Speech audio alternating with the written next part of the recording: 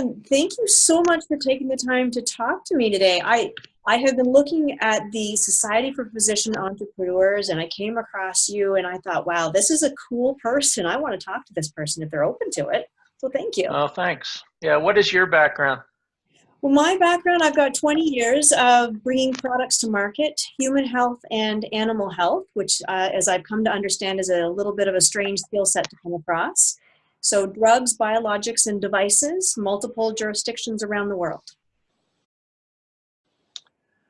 Well, I think the creative process is such that it's kind of a collision between the problem and the solution. And as an ear, nose, and throat surgeon, my specialty was in oral cancer. So one of the clinical problems in oral cancer is when someone presents with an abnormality in their mouth, generally you can't tell whether it's cancer or not just by looking at it. Sometimes you can, but in a lot of instances you can't. So it requires a biopsy and time and hassle and healing and all that other business. So we came up with the thought, well, wouldn't it be nice if we could optically detect cancer without having to biopsy it? Sort of like a Geiger counter for cancer instead of radiation. And not only that, so we wanted to be able to image it, we wanted to be able to differentiate it, and we wanted to be able to treat it all in one sitting in the clinic. And that's basically what we set out to do. So what that exercise taught me was every doctor, scientist, and engineer has a good idea. Nobody knows what to do with it, and nobody's going to teach you what to do with it, including me, when you have that idea in your formal training. I don't care if you're a scientist, an engineer, a health professional, whatever. The business of medicine and the business of science and innovation and entrepreneurship has been sorely neglected in medical education. Now, it turns out, or dental education, or you name it, it turns out that thankfully we're beginning to see some cracks in the ice, and several medical schools are rolling out innovation and entrepreneurship programs.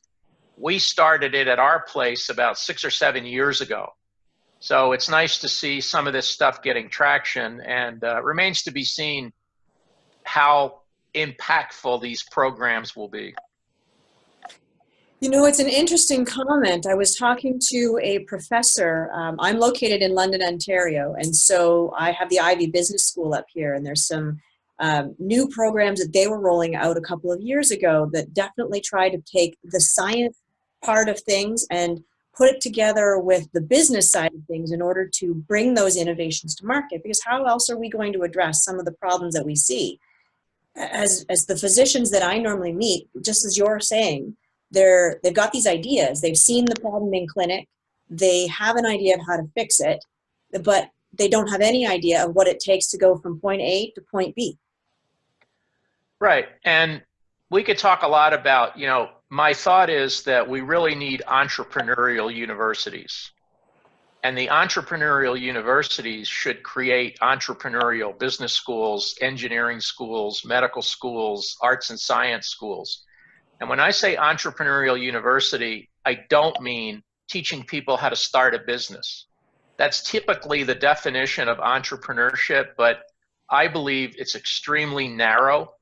And what we're really talking about, in my view, particularly as it applies to medicine, and I've sort of categorized or defined entrepreneurship or biomedical and clinical entrepreneurship as the pursuit of opportunity with scarce resources under conditions of uncertainty.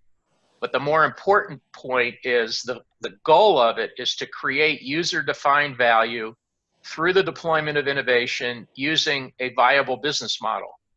Now, if you take that definition, creating a company is one of many, many different ways to create user-defined value through the deployment of innovation. So I think if the only reason you're creating a program for engineers is to roll out a biodesign program so they can start a company, that's really pretty limiting.